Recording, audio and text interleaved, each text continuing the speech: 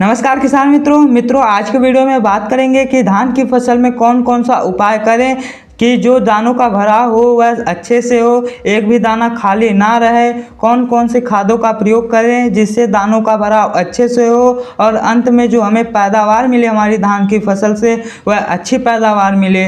तो पूरी जानकारी के लिए वीडियो के अंत तक जुड़े रहिएगा।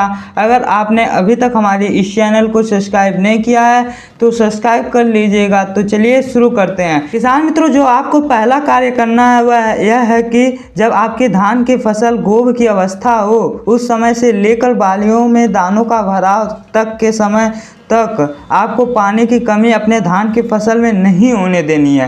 यदि इस समय हमारी धान की फसल में पानी की कमी होती है तो जो दानों का भराव होगा वह अच्छे से नहीं हो पाएगा, जिससे दाने सिकुड़े हुए रहेंगे, समान आकार से नहीं भर पाएंगे। इसलिए मित्रों, जब आपकी धान की फसल गवोट की अवस्था की हो उस समय से लेकर बालियां भरने तक के समय तक नमी बनाकर रखनी चाहिए। इस समय आपको हल्की हल्की सिंचाई करते रहना चाहिए और नमी बनाकर रखना चाहिए। जब आपकी धान की फसल गोभ या गवोट की अवस्था में हो तब आपको एक खाद का स्प्रे करना है। यदि आप इस खाद का स्प्रे इस अवस्था में करते हैं तो जो बालियां आएंगी, लंबी बालियां आएंगी, बालियों में दानों की संख्या अधिक रहेगी। आपको इस समय जिस खाद का स्प्रे करना है वह है NPK 05234। यदि इस समय आप NPK 05234 का स्प्रे करते हैं तो NPK 05234 में 0% नाइट्रोजन, 52% फास्फोरस और 34% पोटेशियम की मात्रा पाई जाती है। किसान मित्रों, जब आपकी धान की फसल गोभ की अवस्था में होती है तब फास्फोरस तत्व की आवश्यकता पौधे को पड़ती है। फास्फोरस तत्व से फूल व फल अधिक आते हैं, जिससे जो बालियां निकलती है वह लंबी बालियां निकलती है। और NPK 05234 में 52% फास्फोरस की मात्रा पाई जाती है।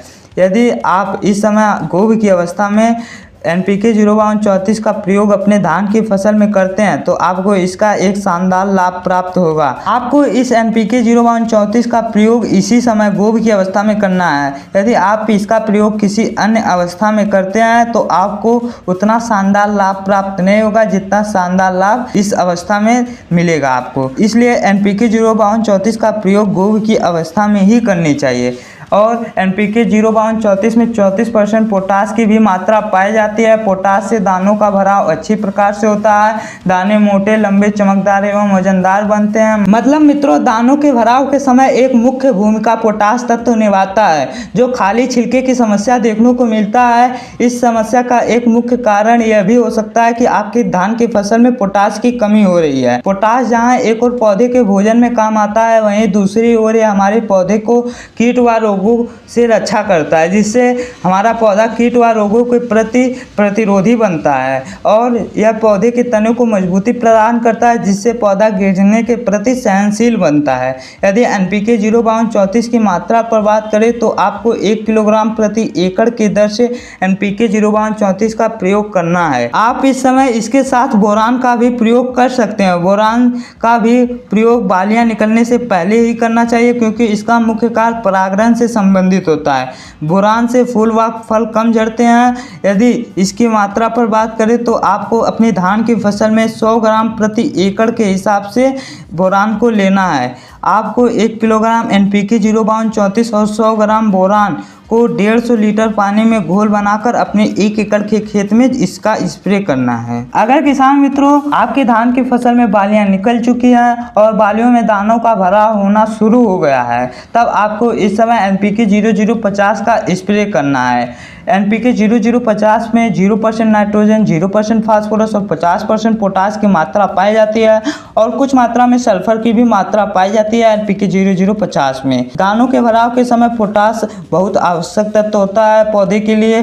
पोटास के लाभ पर हम लोग पहले ही वीडियो में बात कर चुके हैं। अगर आप इस समय अपने धान की फसल में NPK 0050 का स्प्रे करते हैं, जब आपकी धान की फसल में बालियों का भराव होना शुरू हो जाता है तो आपको इसका शानदार लाभ प्राप्त होगा। दाने मोटे, लंबे, मतलब समान आकार से भरेंगे, दाने चमकदार एवं वजनदार बनेंगे, जिससे आपको जो पैदावार मिलेगी अच्छी पैदावार मिलेगी। यदि इसकी मात्रा पर बात करें तो आपको 1 किलोग्राम प्रति एकड़ की दर से NPK 0050 का प्रयोग करना है अपनी धान की फसल में। आपको 1 किलोग्राम NPK 0050 को 150 लीटर पानी में घोल बनाकर स्प्रे करना है। तो किसान मित्रों, आज की वीडियो में बस इतना ही। यदि आपको यह वीडियो अच्छी लगेगी तो वीडियो को लाइक, चैनल को सब्सक्राइब करना ना भूलेगा। यदि आपको इस वीडियो से संबंधित कोई भी समस्या या संशय हो तो हमें कमेंट के माध्यम से बता सकते हैं। हमारी कोशिश रहेगी कि आपकी समस्या या संशय का निवारण हो सके। तो आज की वीडियो में बस इतना ही। अंत तक जुड़े रहने के लिए धन्यवाद।